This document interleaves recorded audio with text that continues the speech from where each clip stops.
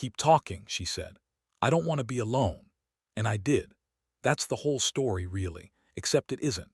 Because the woman who said those words was a stranger, and it was midnight, and I had dialed the wrong number by one digit after sitting alone in my woodshop for 3 hours thinking about my brother. And somehow, in the space between those two facts, the wrong number and the stranger's voice, something happened that I am still, 2 years later, trying to find the exact right words for. I'm not a man who is good with words.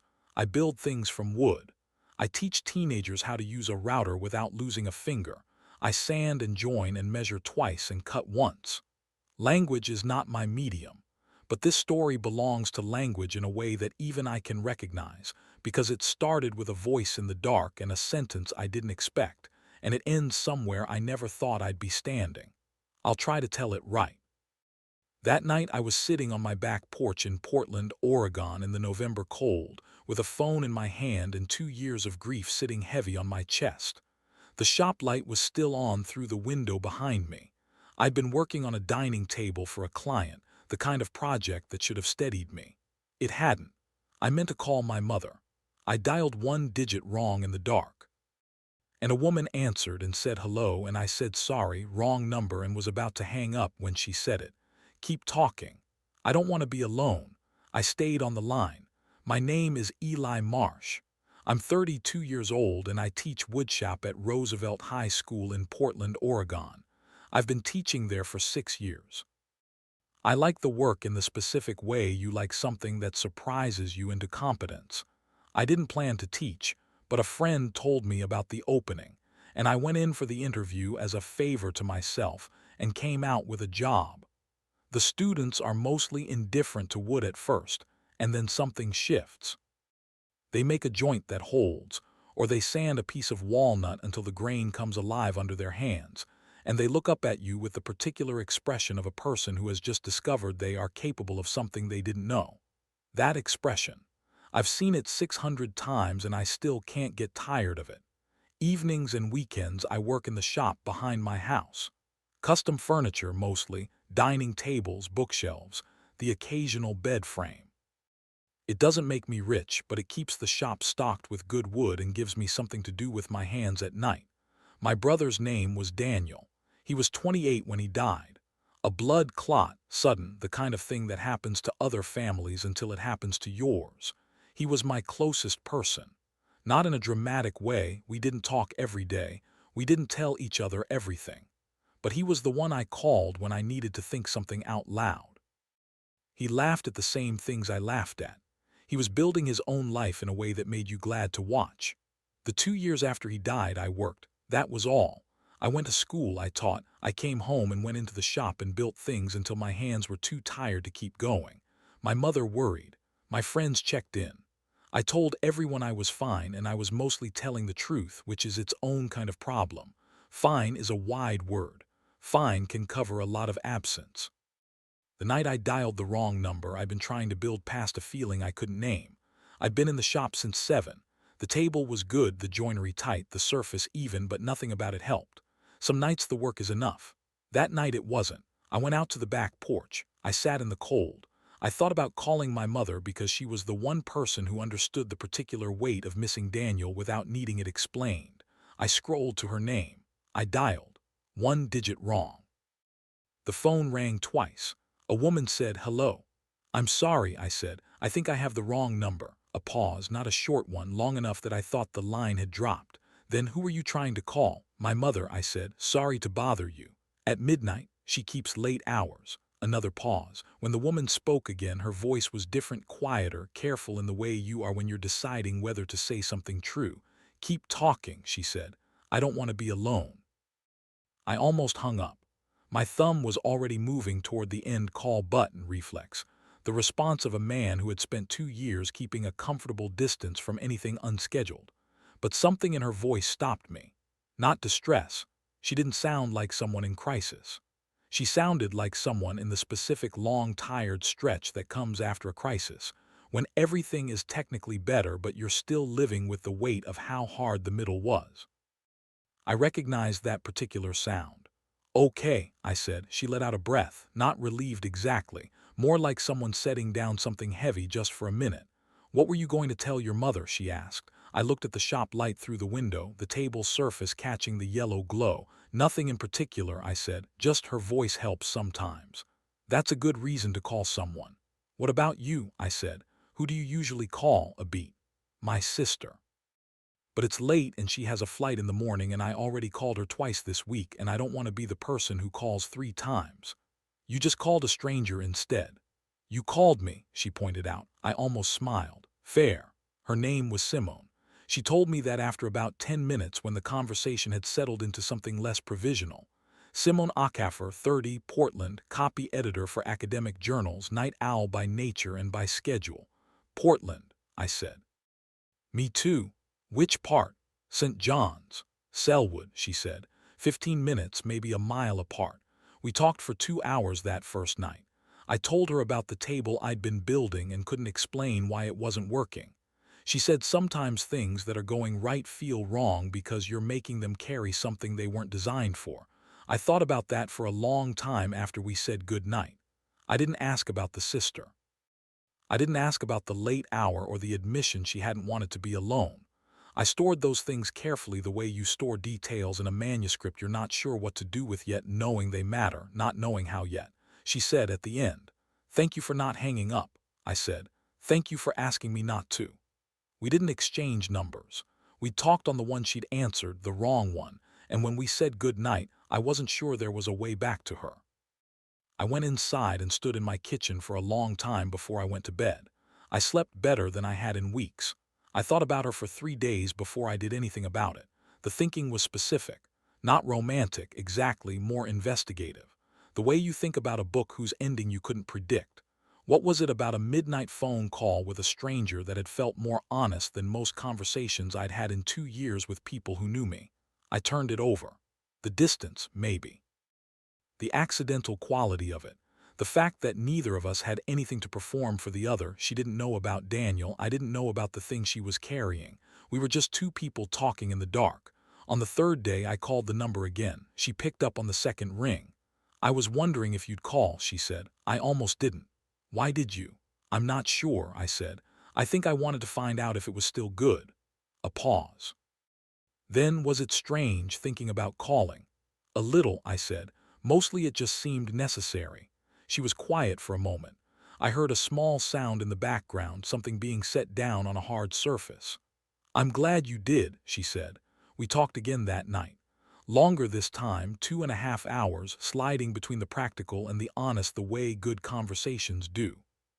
She told me about the copy editing work, the precision of it, the way academic language was simultaneously technical and evasive in ways that required careful attention to unpack. I told her about the woodshop, about the particular satisfaction of a dovetail joint, about the student that week who'd held up a finished box and said, with genuine bewilderment, "I made this." She laughed. "That's why you teach," she said. "I didn't know that was why until you just said it," I said. "Sometimes it takes someone outside the thing to see the thing." That landed somewhere useful. A weekend the calls were nightly. 9 or 10 p.m. whenever she finished her work and I finished in the shop. We discovered we were both better at night. She worked her sharpest after sunset. I built my best pieces by shop light when the neighborhood was quiet. We were, she said once, the same kind of nocturnal which she distinguished from insomnia. Insomnia was being awake against your will. This was choosing the hours everyone else gave up. I learned her rhythms on the phone the way you learn a room's acoustics, gradually, through accumulation. She made tea during difficult passages of text. She had a habit of reading a sentence out loud when she wasn't sure if it worked, just to hear it, and I'd sometimes catch the tail end of this through the phone before she registered I was listening.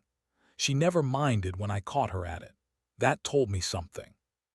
She told me carefully that she'd left a full-time job 6 months ago. She'd been a senior editor at a publishing house, good title, good salary, trajectory pointed up. And then one morning she'd woken up and couldn't make herself care about any of it, which she recognized after a few weeks of trying to push through as something that needed actual attention rather than just more effort. She'd stepped back. She was doing better. "What does better look like?" I asked. "Like this," she said. "Making dinner at 10 p.m., keeping a houseplant alive, talking to a stranger who calls me by accident. The plant is doing well. Against all odds, I named her Margaret. She gets the morning light and I think she's starting to like me. Plants are good measures, I said. They're honest about how things are going. Is that a woodshop observation? Wood tells you how it's doing too, I said, if you're paying attention. She was quiet for a moment, then, what does your shop tell you these days? I thought about the question, about the table I'd been building the night of the wrong number, about the 2 years of projects that had come before it, about the way I'd been using the work to fill a particular kind of silence. That I've been in it too much, I said. Too much alone. Yeah. Neither of us said anything for a moment.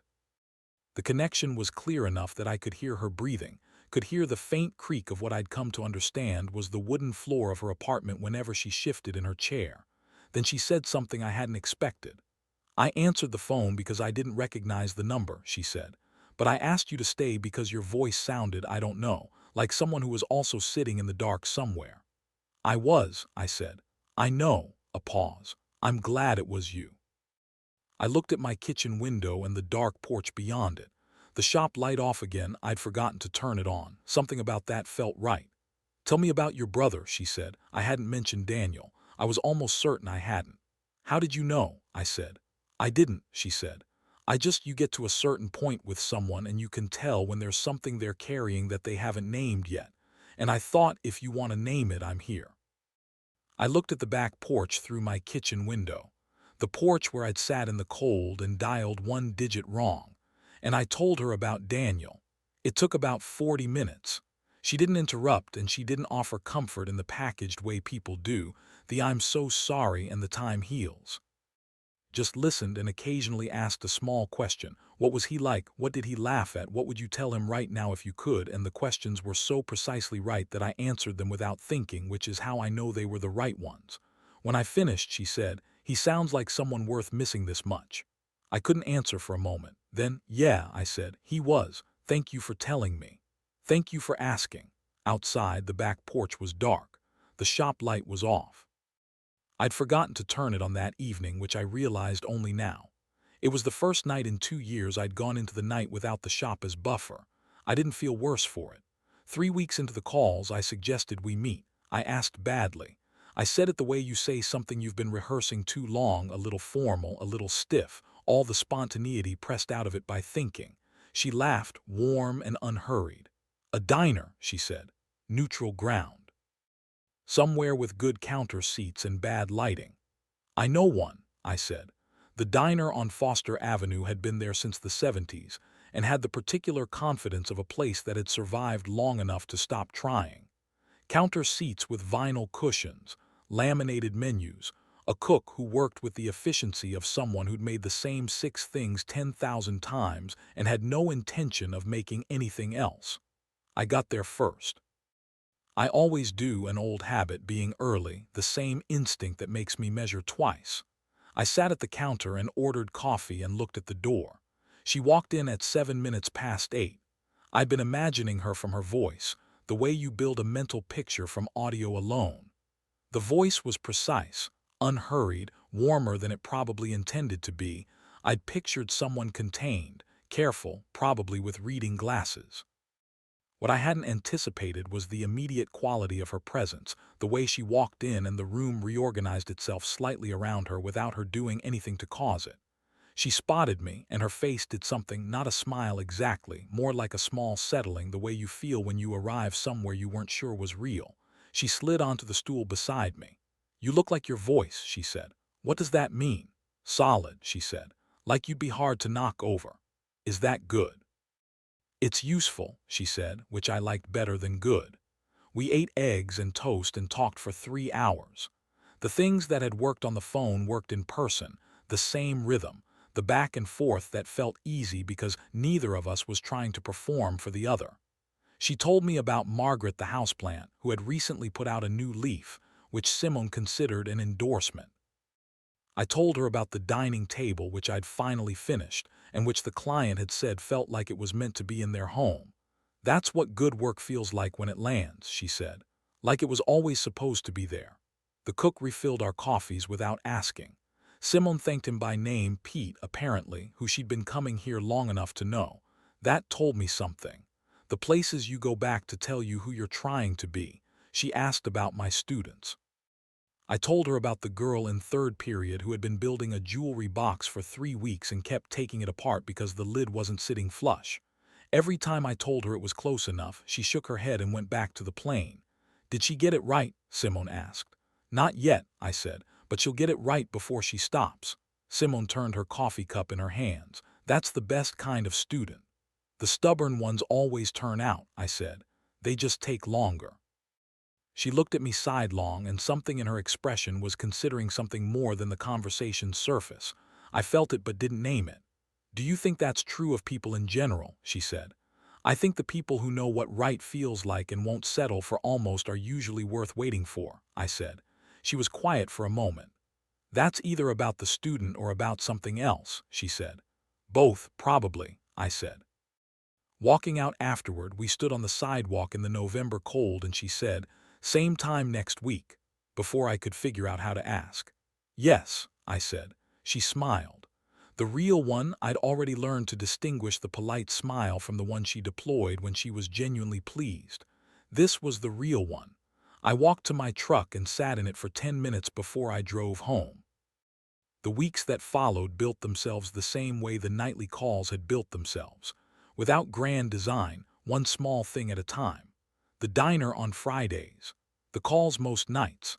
A Saturday afternoon when I drove to Selwood to look at a piece of furniture she'd found at an estate sale and couldn't tell if it was worth buying. It was a small writing desk, walnut, maybe 1940s, the finish worn away on the right corner where someone's wrist had rested for years. I crouched beside it and checked the joints, pressed my thumb against the frame, looked at the grain pattern. It's good, I said. Buy it. She bought it. In her apartment, I saw the walls of her work, not illustrations pinned up like Nadia's in my mind, but notes, index cards, pages with passages circled in red. And in the corner, catching the afternoon light, Margaret the houseplant, full and green and entirely unbothered by the disarray around her. She really is thriving, I said. She knows she's wanted, Simone said.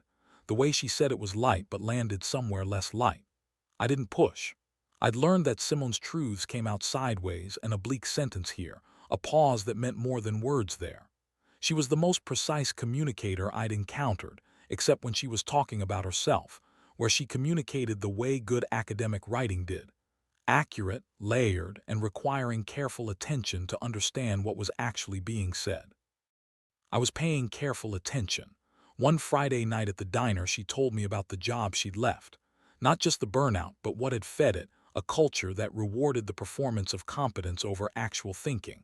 A specific incident involving a manuscript she'd fought for that had been overruled for reasons that had nothing to do with the quality of the book.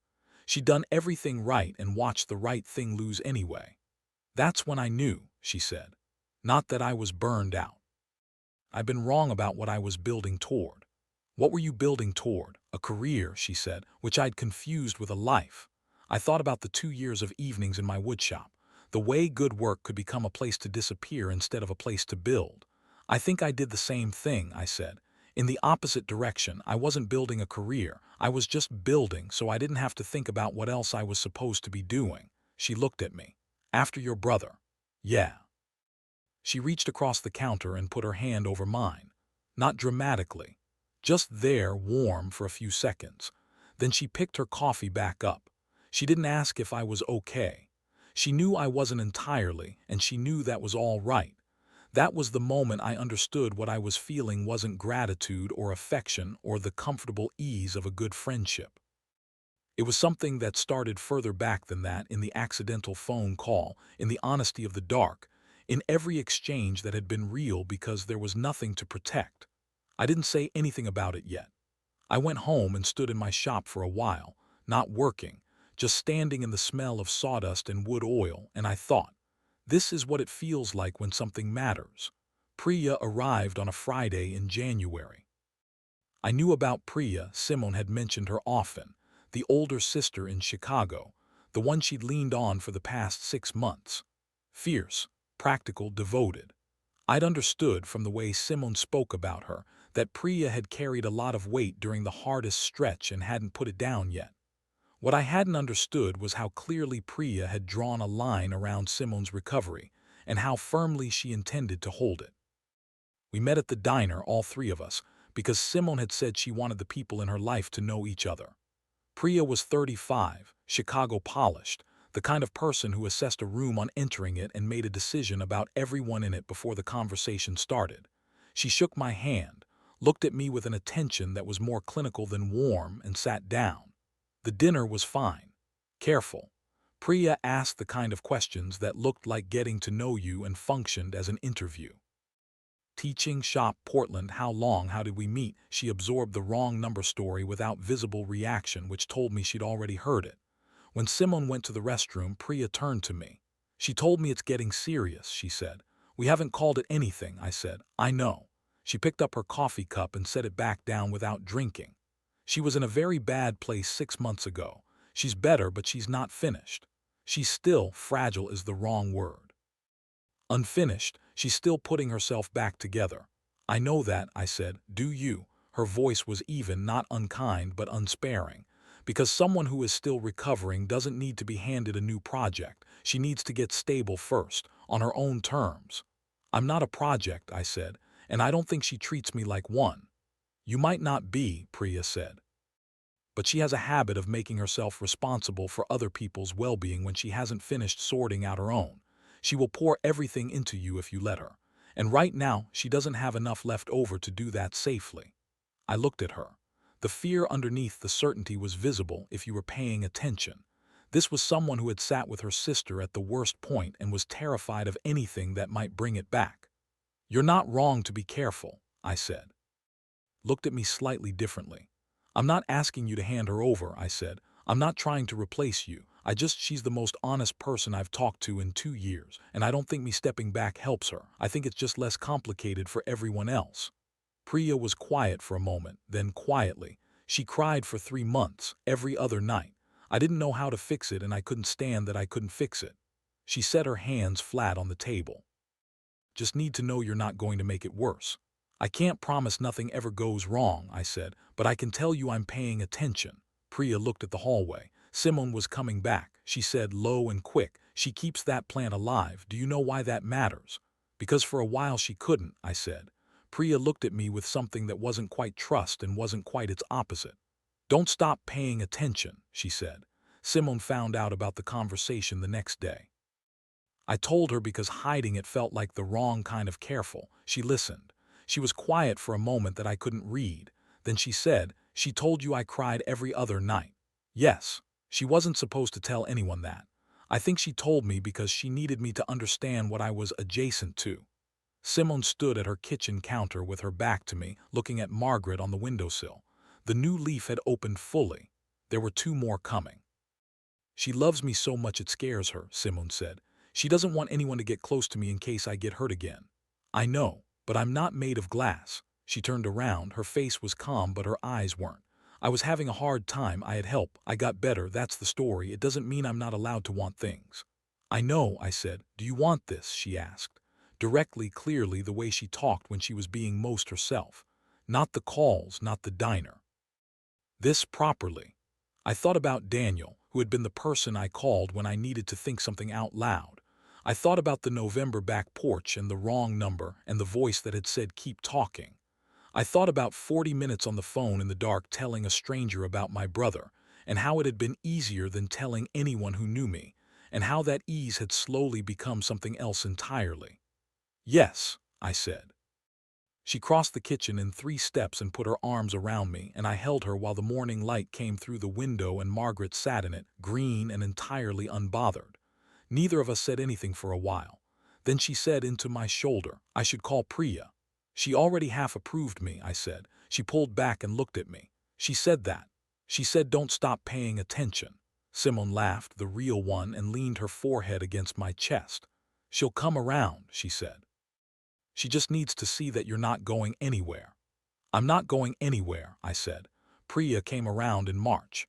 It wasn't a dramatic reversal. It was more like a gradual recalibration, the way things shift when someone's fear gets less urgent because the thing they feared isn't happening. She called me directly one evening, my number. which Simone must have given her, and said she'd been thinking about what I'd said at the diner. About not being able to promise nothing would ever go wrong but being willing to pay attention. My husband said something similar to me, she said. When we were starting out, I told him I was complicated and he said he was good at complicated things. I thought it was a line. It wasn't. I'm not good at lines, I said. I know, she said. That's actually why I'm calling. She came to Portland in April. We had dinner at Simone's apartment. Simone cooked. I brought a cutting board I'd made from a piece of maple I'd been holding for the right project. Priya held it for a long time before she set it on the counter. You made this, she said. For the apartment, I said. She looked at Simone. Something passed between them that I understood wasn't mine to read. After dinner, Priya and I washed dishes while Simone was on the phone with her mother. Priya handed me a plate and said without preamble, she's good, really good, better than she's been in a long time. I know, I said. I think you had something to do with that. She had most of it to do with that, I said. Priya handed me another plate. She said you told her about your brother, on the second call. She was honored by that, Priya said. She told me she'd never had someone trust her with something that big that fast without wanting something back. I thought about that. About a voice in the dark saying keep talking, and 2 hours of unexpected honesty, and the specific quality of being listened to by someone who had nothing to gain from the listening. She gave me the same, I said. Priya nodded once. The conversation moved on, but something had settled between us, quiet and permanent, the way a good joint settles when the glue dries. The summer was easy in the way only a few summers are. Simone spent weekends in St. John's. I spent time in Selwood watching Margaret grow her fourth new leaf and learning the particular pleasures of a neighborhood that ran along the river. We went to the coast once. She drew birds on the beach with a stick in the wet sand and explained the body language of each one with the focused authority of a person who had been observing them for years. I watched her and thought about the wrong number call, about how the right accident can aim you somewhere you were already trying to go. In September, Simone looked up from her work one evening and said, I have something to tell you. She'd been offered a senior editorial position at a small Portland press. Good people, healthy culture, a manuscript list she'd actually want to work on. Are you going to take it? I asked. I think so, she said. It's different from what I left, the right kind of different. Then take it, she looked at me. You're sure? It's what you're good at, I said. And you've been away from it long enough that you can go back on your own terms. She crossed the room and kissed me. Then she said into my shoulder, I love you. I'd known it was coming. I'd felt it building for months in the specific way you feel a piece of furniture approaching its finished form, but hearing it still arrive the way good things arrive, like something you were expecting and are surprised by anyway. I love you too, I said. I've been meaning to say it. Why didn't you? I was measuring twice, I said. She laughed, and the apartment filled with it. I asked her to marry me the following January, 13 months after a wrong number in the dark. I didn't do it elaborately. We were on my back porch in the cold, the same porch where I'd sat the night I called her by accident, and I'd brought out 2 cups of tea because the temperature had dropped and she'd been inside all day working, and I thought she needed air and something warm. She stood at the railing looking at the city lights through the trees. Her breath made small clouds. I reached into my jacket pocket for the ring, a simple thing, a single stone, made by a jeweler on Mississippi Avenue who worked in silver and asked the right questions before she started. I held it out without saying anything complicated first. The night didn't need complicated. Simone turned from the railing and saw it. Her face went through something I can't fully describe, not surprise exactly, more like arriving somewhere she recognized. Eli, she said. I know it's cold, I said. I tried to think of something better, but this is where it started, on this porch, in November, in the cold. She looked at me. You said keep talking, I said. You said you didn't want to be alone, and I kept talking, and I haven't wanted to stop since. She took the ring from the box and held it in her palm. Her breath made a small cloud between us. Then she looked up. Her eyes were bright in the dark. Keep talking, she said. I don't want to be alone. Not on the phone this time. On my back porch in January, with the city lights in the trees and 2 cups of tea going cold on the railing. I slid the ring on her finger. She kissed me in the cold. We stayed on the porch long after we should have gone inside because neither of us was in a hurry to end it. Priya flew in from Chicago 2 weeks later and cried at the kitchen table in a way she categorically denied was crying. Simone's mother called and talked for 45 minutes and addressed most of it directly to me, which I found more comfortable than I'd expected. She was the kind of woman who spoke to you as though you'd already been part of the family and were just now finding out. Margaret, the houseplant, had put out her seventh new leaf. I built Simone a bookshelf for the apartment. Oak simple, the right height for the wall beside her desk. I installed it on a Sunday afternoon while she worked at the table, and she didn't look up for most of it, which I'd come to understand as its own form of trust, the ability to let someone do something without supervising. When I finished, I stood back and checked it with a level. She looked up then, saw it, and said nothing for a moment. "It's exactly right," she said. "It should hold most of what you've got," I said. "It'll hold all of it," she said. "I have room now." She meant the books. I knew she also meant something else. I fixed a loose shelf in Simone's apartment the weekend after we got engaged, not because she asked, but because I'd noticed it listing and it bothered me. She came into the room while I was still crouched beside it with a screwdriver and said, "You don't have to fix everything." "I know," I said. "This one just needs a longer screw." She sat on the floor beside me while I finished, her shoulder against mine, the apartment quiet around us.